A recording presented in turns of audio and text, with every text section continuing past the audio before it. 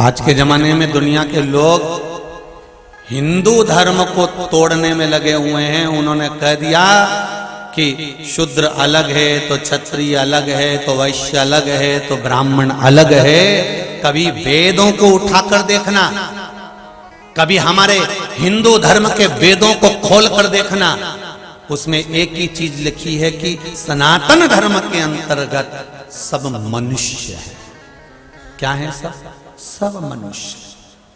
और सनातन धर्म के अंतर्गत कोई मनुष्य तत्व से दूर है ही नहीं, सब मानव।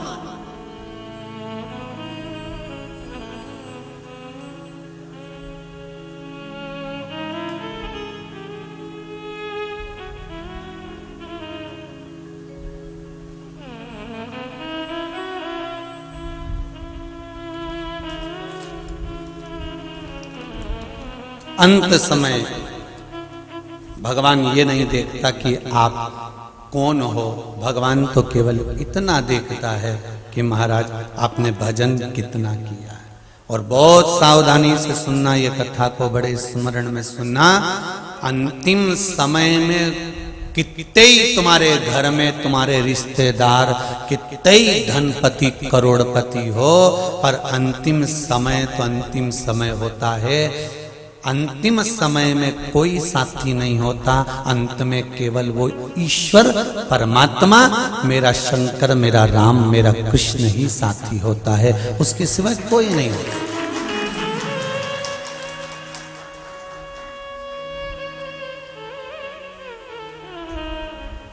अभी स्वर को किला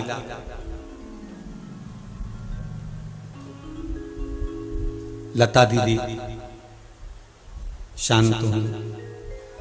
माता सरस्वती के चरणों से निकली थी, माता सरस्वती में ही समाहित हो गई। लता दीदी मंगेशकर उसी में समाहित। व्हाट्सएप पर, फेसबुक पर उनके अंतिम समय के फोटो चले, आप लोगों ने भी देखे होंगे। व्हील चेयर पर थी, कहीं धीरे धीरे चल रही थी। सारा कुटुंब साथ में था, बहनें भी साथ होंगी, भाई भी साथ होंगे, रिश्तेदार भी साथ होंगे, परिवार भी साथ होगा। पर ईमानदारी से बोलो, तकलीफ परिवार वाले झेल रहे होंगे कि खुद को झेलना पड़ेगा? अरे जम के तो बोलो, स्वयं को। इसलिए बार बार कथा में कहते हैं, मत बुरे कर्म कर बंदे वरना पछताएगा। भगवान की आंखों से तू बच नहीं पाएगा, तू बच नहीं पाएगा। मरने वाला व्यक्ति, जिसके प्राण छूट रहे होते हैं, दुख उसको झेलना पड़ता है, कष्ट उसको झेलना पड़ता है, तकलीफ उसको झेलना पड़ती है। कोई कितने भी तुम्हारे अच्छे रिश्तेदार हो, तुम्हारे लिए रात दिन खड़े हैं, तुम्हें घुमाने भी ले जाएंगे, फिराने भी ले जाएंगे, तुम्हें लड्डू भी खिलाएंगे, नथुली भी खिलाएंगे, तुम्हें दूध भी पिलाएंगे, तुम्हें चाय भी पिलाएंगे, अपने हाथों से पिलाएंगे। पर मरने वाला जो जीव होता है, प्राण त्यागने वाला जो जीव होता है, कष्ट उसको भोगना पड़ता है। अंतिम समय में उससे तो पूछो कि उसकी गति क्या होती है। तुम तो कह रहे हो कि लो चाय पी लो, लो दूध पी लो, लो थूली खा लो, पर उसके शरीर में जब इंद्रियां सब शिथिल हो जाती हैं, सारा शरीर जब बेकार हो जाता है, डॉक्टरों ने भी देख लिया कि खूब अब नस देखो कितना कितना विचित्र शरीर है। जरा हॉस्पिटल में जाकर तो देखो, जो भगवान का द्वार नहीं ढूंढता, अंत में हॉस्पिटल में डॉक्टर उनके हाथ में नस ढूंढता।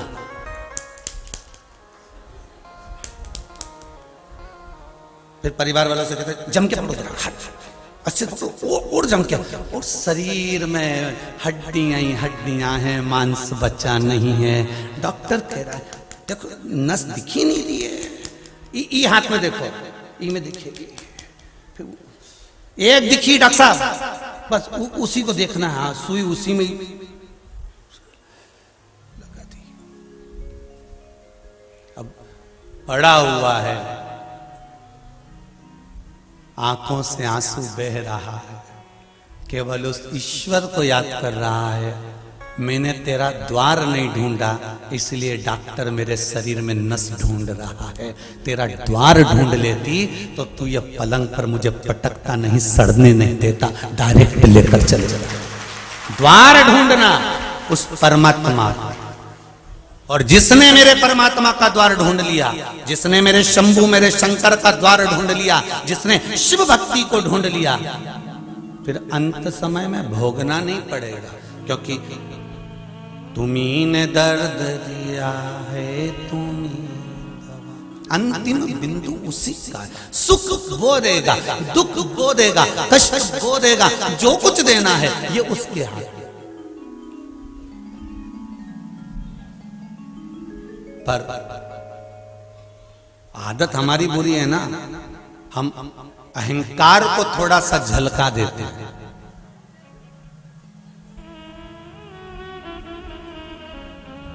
गिलास के अंदर चाय, कप के अंदर चाय, कल रुआवजा बट रहा था दूध का,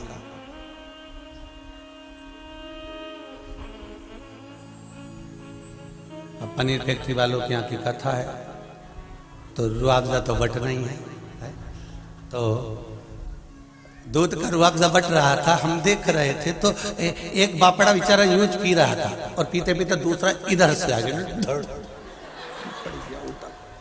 अब उससे एक चीज सीखने को मिली, गिलास में रुआवजा था इसलिए झलका, नहीं होता तो कोई कितना ही धक्का मार दे झलकेगा। पर वो सीखने को मिल गया कि भाई उसमें चाय थी, उसमें दूध था, उसमें रुआवजा था, इसलिए थोड़ा सा धक्का लगा और झलक गया। बस जिस शरीर में, जिसके भीतर अहंकार होता है ना, वो थोड़े से धक्के से झलक जाता है, तुरंत बाहर निकल कर आ जाता है। अहंकार झलकता है, थोड़ा सा टल्ला लगा झलक गया। जरा सी किसी ने कुर्सी नहीं दी, ने बैठने का नहीं बोला, ने धक्का लगा। जानते नहीं हो, पहचानते नहीं हो, मतलब चाय भरी है, रुआवजा का गिलास जोरदार है हो, तो रुआवजा का गिलास जोरदार है तो मतलब धक्का लगा, और धक्का लगा तो गिरा।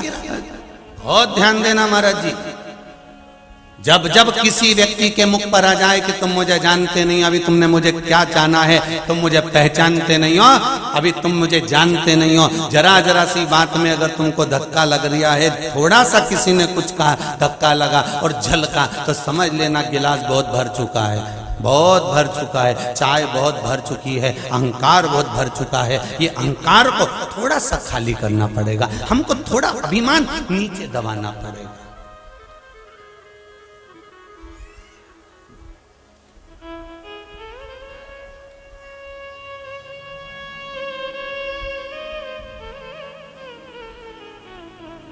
किसी ने बाहर से पत्र लिखकर भेजा है, अब हम बुलवाएं, हमारे कक्ष में रखा है, उसमें एक बहन ने और भाई ने, दोनों ने थोड़ा थोड़ा पत्र में लिखा है। देखो कल यहाँ लेके आए, सामने लिखा, तो उसमें लिखा है, गुरुजी आप जब तक भेरू और चंद्रघंटा नहीं बोलते तब तक हमको अच्छा नहीं लगता। हमने कहा गजा, तब तक हमको अच्छा नहीं लगता।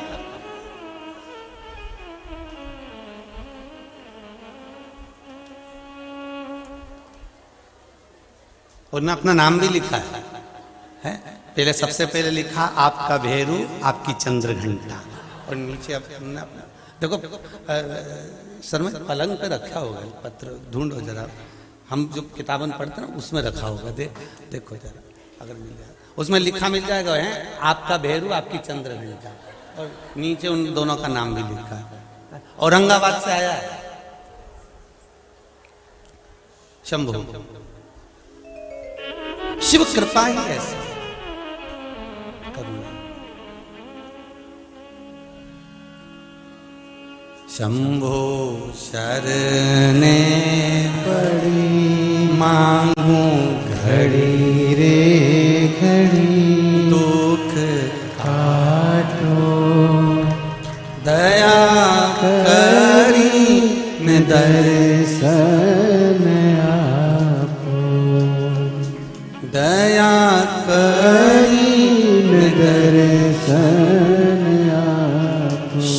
आराधना में, शंकर की उपासना में आपकी चित्त वृत्ति जिस दिन परमात्मा को खोजने लगे, जिस दिन आपका मन भगवान को ढूंढने का प्रयास करने लगे, समझ लेना अंत समय में ये शरीर सड़ेगा नहीं, नस ढूंढने की जरूरत नहीं पड़ेगी, अपने आप को परमात्मा आएगा और हमें स्वीकार कर कर लेकर चला जाएगा।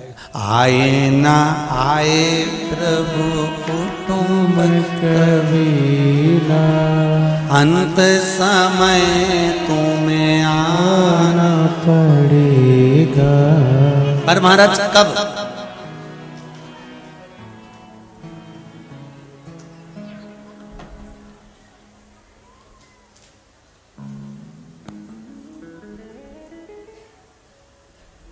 कोई जाए ना जाए, अंतिम बिंदु है,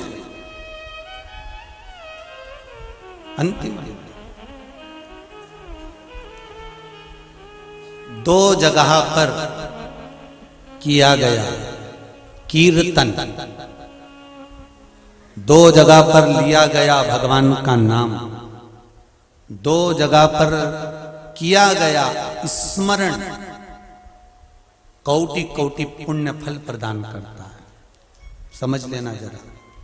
मंत्रमाला शिव महापुराण की कथा चल रही है। पहला राम घाट पर किया गया पुण्य, राम घाट पर किया गया भजन, दान, स्मरण, मंत्र जाप, नाम जाप, राम घाट पर जो किया जाता है उसका पुण्य कोटि गुना होता है।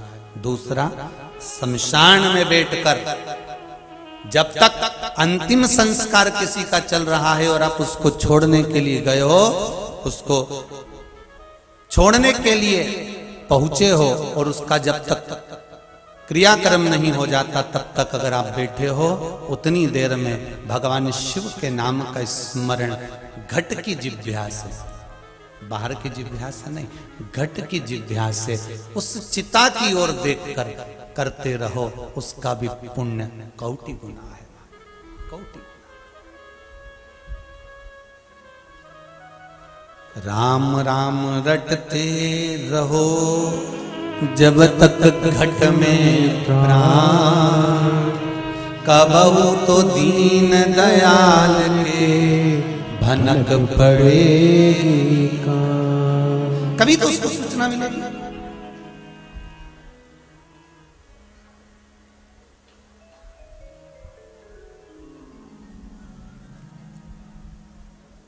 कभी तो वो आएगा आपकी चित्त वृत्ति में। बस आप जिस मंत्र को जप रहे हो, जिस माला को जप रहे हो, जिस माला के स्मरण में आप लगे हुए हो, जिस मंत्र को जपने में आप लगे हुए हो, जिस भगवान की भक्ति में आप लगे हुए हो, उसको ढूंढने का प्रयास करो, उसको पाने का प्रयास करो।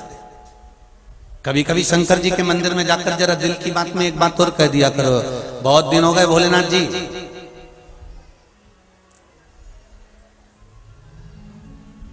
बहुत दिन हो गए,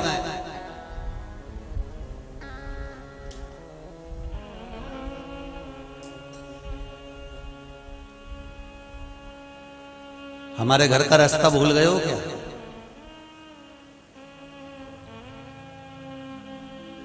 कभी कभी आते आते नंदी के कानों में भी कह सकते हो, मेरे बाबा मेरा घर का रास्ता भूल गए नंदी। ओ वृषभ, ओ नंदी, तो मेरे बाबा से कहे कि बाबा मेरे घर पर आए, बड़ा दुख है मेरे जीवन में, बहुत बहुत तकलीफ, पर लाखों के दुखड़े जो तू हर गया डमरू वाले, मेरे दुखड़ों को देख कर क्यों डर गया डमरू वाले। आप उससे कहोगे, वो सुनेगा, और सुनेगा तो आएगा जरूर। एक पत्र में लिखा है,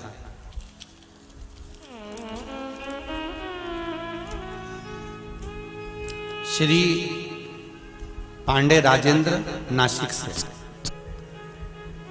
से हैं, राजेंद्र जी पांडे, कहीं बैठे हो तो हाथ उठाएं। नासिक से पांडे जी, राजेंद्र जी, मेरी पत्नी आप ही हैं? सो संगीता पांडे, जरा माइक दीजिए उधर, दे दो इनको, आगे बढ़ जाएगा।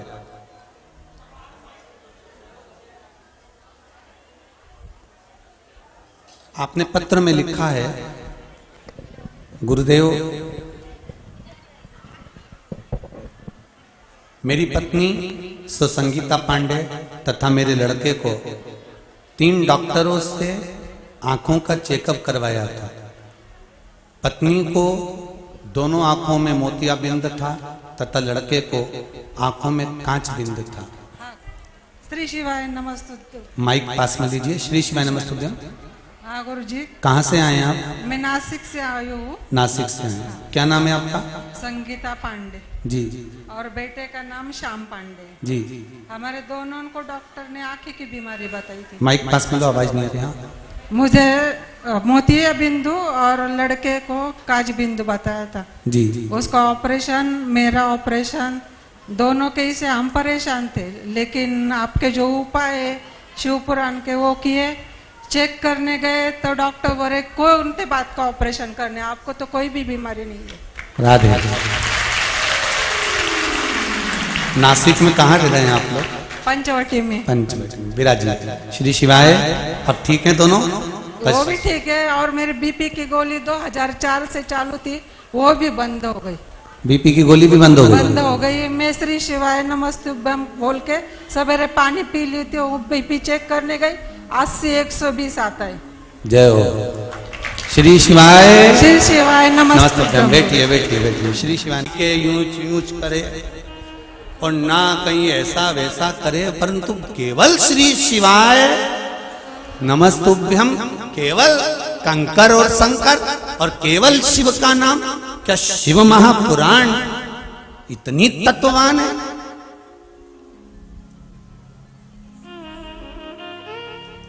कि जिसका मात्र स्मरण कर लो।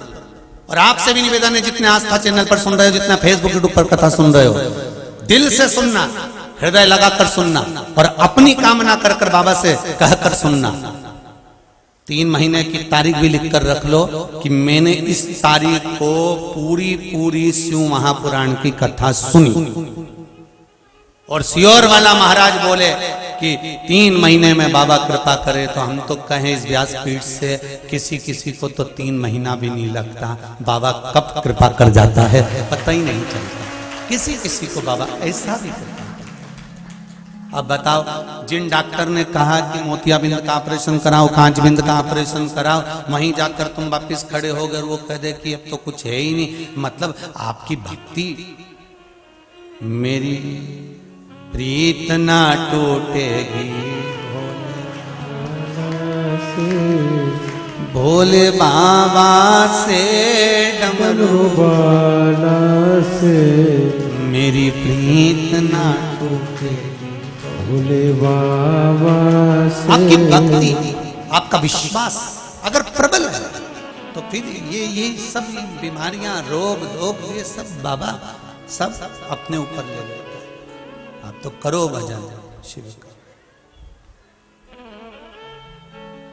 बस शिव महापुराण की कथा वही कह रही है, आप शंकर का दरवाजा ढूंढो, आप शिव का द्वार ढूंढो, आप शंकर की चौखट ढूंढो, आप शंकर का इस अमृतमय तत्व शिव महापुराण को ढूंढ लो, फिर बाद में जरूरत नहीं किसी को कुछ ढूंढने की।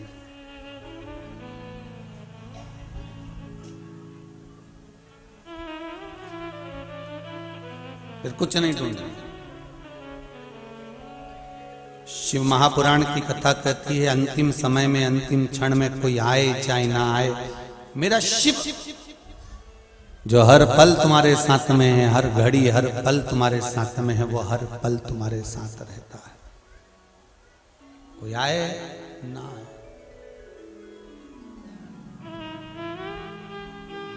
महाराज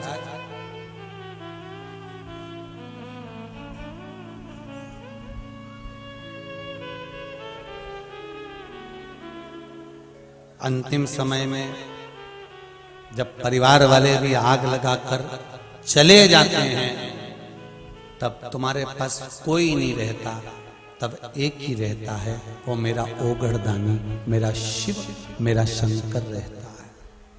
इससे तो आगे भजन ही है साथी, भजन के बिना तू अकेला रहेगा। अरे मन ये 2 दिन का मेला रहेगा, कायम ये जग का झमेला रहेगा। बस इससे ज्यादा कुछ नहीं।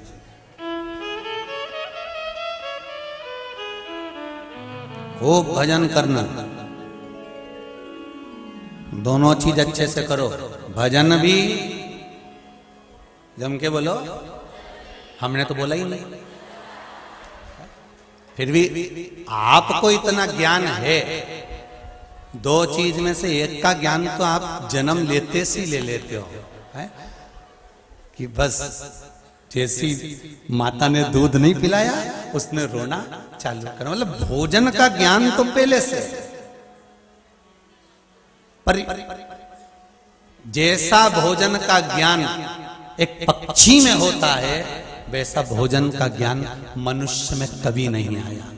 पक्षी जब जब दाना चुगता है, अपनी उस शीश को झुकाता है कि तेरा धन्यवाद जो एक दाना दिया, फिर उठाएगा, फिर झुकाएगा, धन्यवाद, फिर उठाएगा, फिर झुकाएगा।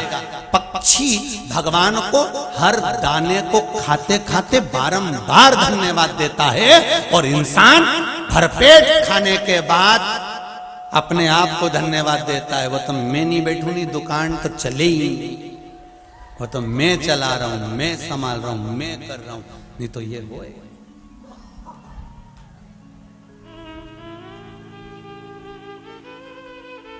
अपने आप को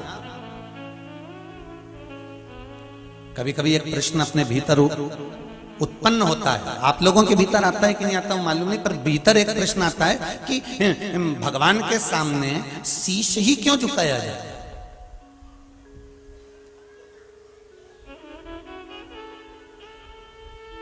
केवल मस्तक भगवान के सामने क्यों झुकाया जाता है? तो कहीं कहीं ऐसा लगता है कि मर्ज, कर्ज और फर्ज तीनों इसी में भरा होता है। मर्ज, कर्ज और फर्ज सब इसी में भरा होता है। इसीलिए भगवान के आगे झुकाने के लिए ये शीश होता है, और भगवान भी कहता है झुका ले,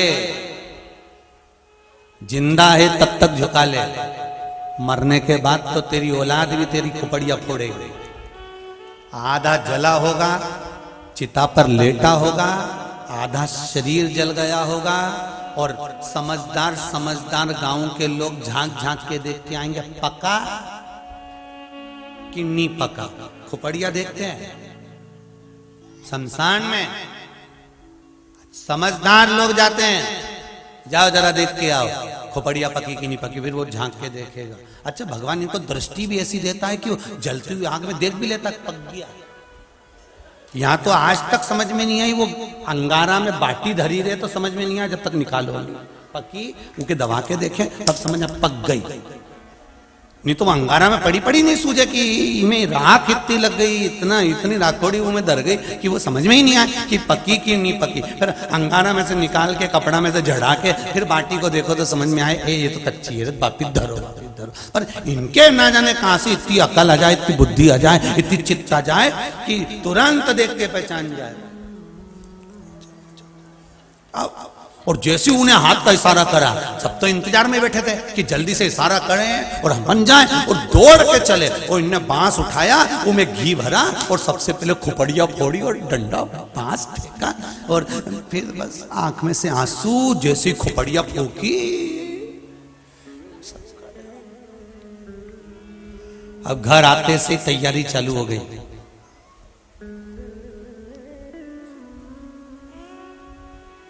तीसरे के दिन जाना है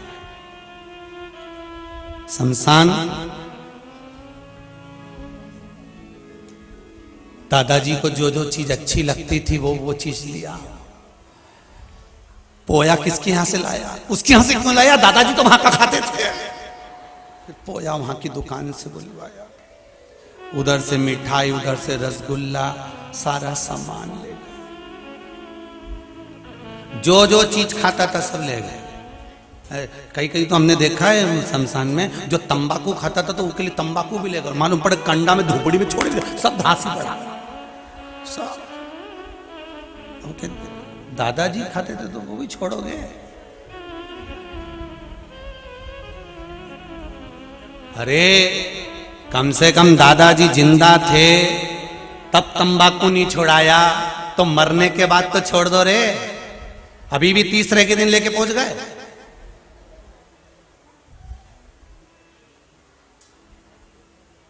फिर इतने में अंदर से आवाज आई, उनकी प्रिय थी। तो अब इतना मन में आया कि प्रिय तो तू भी थी, चली जा। प्रिय थी, एक प्रिय को यहां छोड़ गए, तंबाकू प्रिय बदल दी। अरे बाबा, अंत समय प्रभु अरे वचन दिया तो निभाना पड़ेगा। आए ना आए प्रभु कुटुंब कबीला, अंत समय प्रभु आना पड़ेगा। भगवान से निवेदन करो, भगवान की भक्ति में जितना रमोगे अंत समय में कोई साथी नहीं होगा महाराज, कोई नहीं। सब कहने के होंगे, अंत में अगर कोई साथ देगा तो वो मेरा शिव, मेरा राम, मेरा कृष्ण, मेरा परमात्मा अंतिम समय में तुम्हारे पास में खड़ा रहेगा और कह देगा कि चिंता मत करना।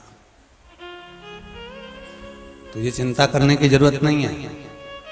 ये लोग चिता में रख कर आएंगे तो चिंता मत करना, मैं बैठा हूं।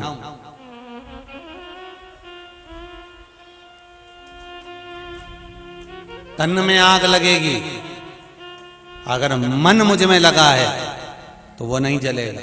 मन मुझ में लगा कर रख, पर भ्रांतियों से दूर, भ्रम से दूर। राम घाट पर भी ब्राह्मण, क्षत्रिय, वैश्य और शूद्र चारों जाते हैं, और शमशान घाट में भी ब्राह्मण, क्षत्रिय, वैश्य और शूद्र चारों जाते हैं। वहां भी जाति नहीं पूछी जाती, शमशान घाट में भी जाति नहीं पूछी जाती। भेद हम करते हैं, मेरे शंकर के चरणों में कोई भेद नहीं, कोई भेद नहीं। एक भगवान शिव जी का भगत था, बड़ा भगत भगवान शंकर का, बहुत भगत, इतना भक्त भगवान शंकर का कि भगवान शिव की भक्ति में डूबा रहता, पत्तियों को तोड़कर खाता रहता, वृक्षों की पत्तियों को खाता रहता, बस वो कुछ भी नहीं खाता, केवल वृक्ष की पत्तियों को खाना, उसका एक ही काम था, बस वृक्ष की पत्ती खाना।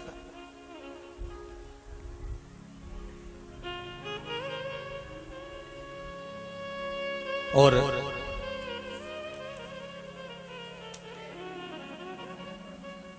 वृक्ष की पत्ती पत्ती खाता तो उसका नाम प्रणत रख दिया। अब नाम प्रणत रखा। एक दिन कोई सामग्री लेने के लिए वो आगे बढ़ा और उसके हाथ में चोट लग गई। चोट लग गई, रक्त गिरने लगा, रक्त बहने लगा। जब रक्त भूमि पर गिर रहा था तो रक्त की जगह पहले तो थोड़ा सा रक्त गिरा, और रक्त गिरने के बाद में जब उसके हाथ में से गिरना चालू हुआ तो पेड़ की जो पत्ती खाता था उस पत्ती का रस गिरना चालू हो गया। अन्न तो उसने खाया ही नहीं था कई वर्षों तक, केवल पत्ती, पर रक्त की जगह पत्ती का रस जमीन पर गिर रहा था। दो चार लोगों ने देखा कि पत्ती का रस शरीर में से